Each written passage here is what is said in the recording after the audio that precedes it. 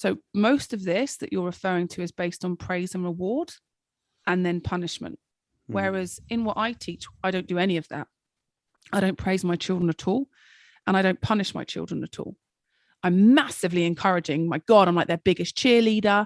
I'm really on their team, but I don't praise them. So I don't say good girl. I don't say you got top marks. I'm so proud of you. I don't say 10 out of 10. I don't say, oh, you're so intelligent. I don't say anything to do with good or praise. I don't say. I think that's really radical for some people. Huge. And actually, parents praise their kids all the time because they love them and they want to show them they love them and they're, oh, you're so brilliant. I totally get why they do it. But that love is then there. Like I had this, and this was a big realization of like my template of love, how I relate to love. So obviously your template of love is your mum and dad. And what you look to them as like your first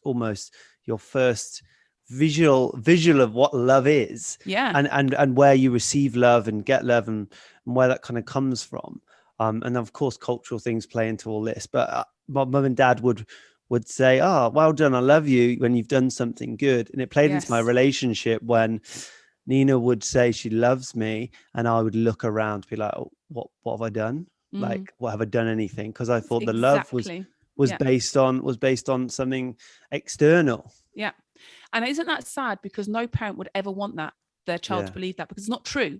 We actually all love our children unconditionally. I mean, there might be days where you think, gosh, you're a handful, but it's never based on love.